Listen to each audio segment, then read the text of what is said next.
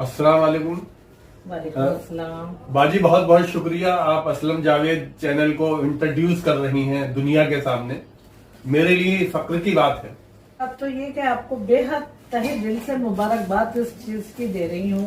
बहुत सारे YouTube channels चल रहे हैं, इसमें कोई दो राय नहीं, लेकिन ये असलम जावेद चैनल बहुत मुख्तलिफ और बहुत अच्छे काम आप कर रहे हैं और बहुत मुखलिस तरीके से उर्दू अदब की और समाज की खिदमत। मुझे बहुत खुशी हो रही है, मेरी बहुत दुआएं आपके साथ हैं। दूसरे आप ने मेरे लिए वक्त निकाला, मैं बस एक जो भी मिला है मुझे मेरी विरासत में ही मिला है।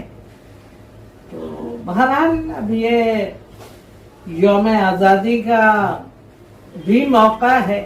यौम आज़ादी के तासुर को आपको और तमाम अहले वतन को मैं यौम आज़ादी की मुबारकबाद देती हूँ। और इसके अलावा ये कि क्योंकि हम सबके बुजुर्गों का लहू शामिल रहा है आज़ादी लेने में। मेरी जब बात हो रही थी तो आपने ये कहा था कि मैं जो ये आज़ादी का पैगाम देना चाहती हूँ जी, मैं इन तीनों मुल्कों को देना चाहती हूँ, क्योंकि ये तीनों मुल्क आजाद हुए हैं और ये एक थे इस वक्त, इसलिए आजाद हुए। मैं तीनों तमाम बिल्कुल अपने इस खत्ते को, हिंदुस्तान के खत्ते को, देखिए जिस वक्त मुल्क हमारा आजाद हुआ है तो उस वक्त भाई अंग्रेजों से तो हिंदुस्तान को आजाद कराया गया कि वो अंग्रेजों की एक साजिश थी, जिस साजिश का शिकार सब लोग। आजादी में सबने बढ़ चढ़ के हिस्सा लिया। महात्मा गांधी थे तो जिन्ना भी थे, मौलाना मोहम्मद अली जौहर भी थे, मौलाना आजाद भी थे, चंद्रशेखर आजाद भी थे, राम प्रसाद बिस्मिल भी थे। मैं किस किस का नाम लूं और किस किस का जिक्र न करूं, ये मेरे लिए।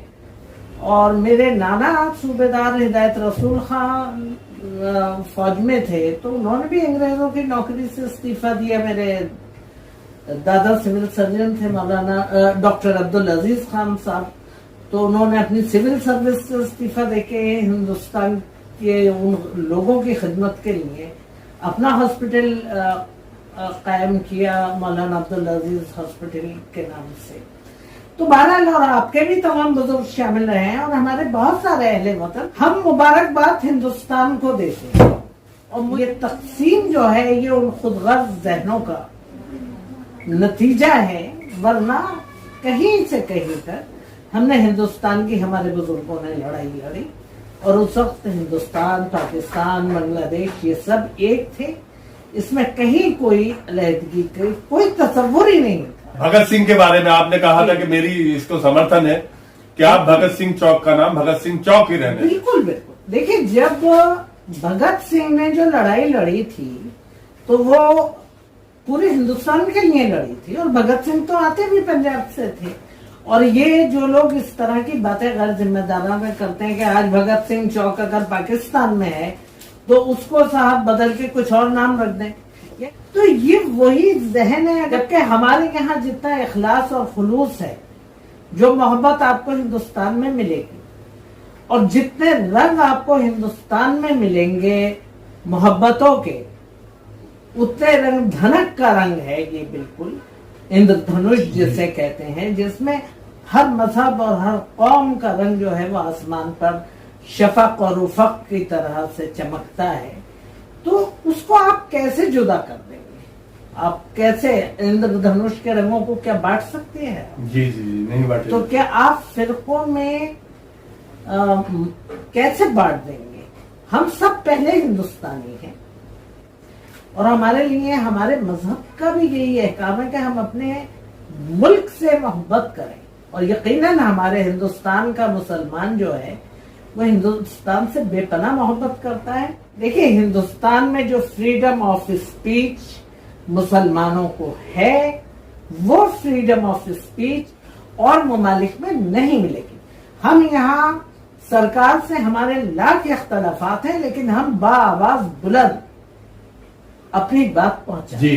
तो ये हिंदुस्तान है, ये जसारत हिंदुस्तान वाले ही कर सकते हैं। ہمیں میرے خیال سے اس سب سے اوپر اٹھ کر سوچنے کی ضرورت ہے.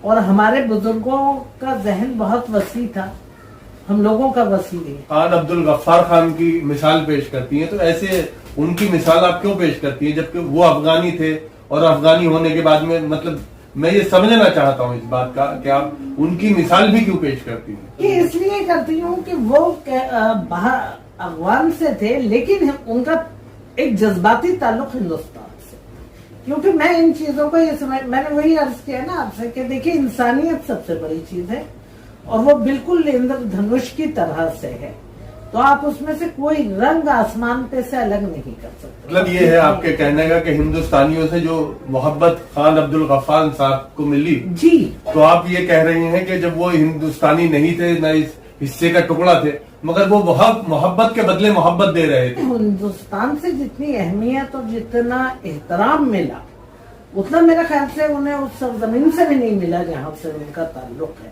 بہت ہی اچھا ملک ہے ہمارا, بہت پیارا ملک ہے ہمارا یہ ہندوستان. اور کوئی ایسا اللہ کی طرف سے کرشمہ ہو کہ ہم لوگ آپس میں پیار محبت ایسا بڑھائیں کہ یہ پھر تینوں کنٹریاں ایک ہو. اور بلڈ ریلیشن ہے, وہاں کے بہت سارے نان مسلمز ہیں, ان سے میری بات ہوتی ہے, وہ ہندوستان کے لیے بہت بے چین رہتے ہیں, بہت محبت کرتے ہیں, اپنی سرزمین کو یاد کرتے ہیں.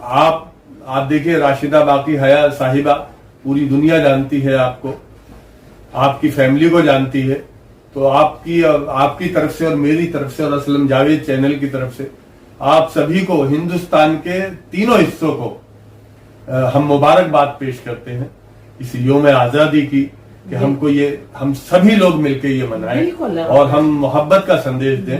اسی کے ساتھ میں گزارش کرتا ہوں باجی سے کہ اپنے چند اشعار آپ.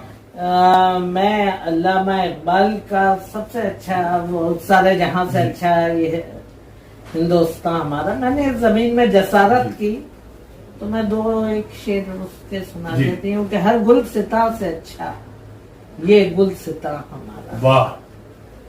ہر گل ستا سے اچھا یہ گل ستا ہمارا, بجلی کی زد میں کیوں ہے پھر آشیاں. واہ واہ واہ واہ. ہر گل ستا سے اچھا یہ گل ستا ہمارا, بجلی کی زد میں کیوں ہے پھر آشیاں ہمارا, کہ سرگوشیاں چمن میں کلیوں کے درمیان, سرگوشیاں چمن میں کلیوں کے درمیان ہیں, لوٹا کرے گا ہم کو کیا باغباں ہمارا. واہ واہ. تو یہ شعر میں نے آپ کی چینل کو سپرد کر دیے ہیں. جی بہت شکریہ. اور میں تمام درشکوں سے کہنا چاہتا ہوں کہ انشاءاللہ پھر ایک عظیم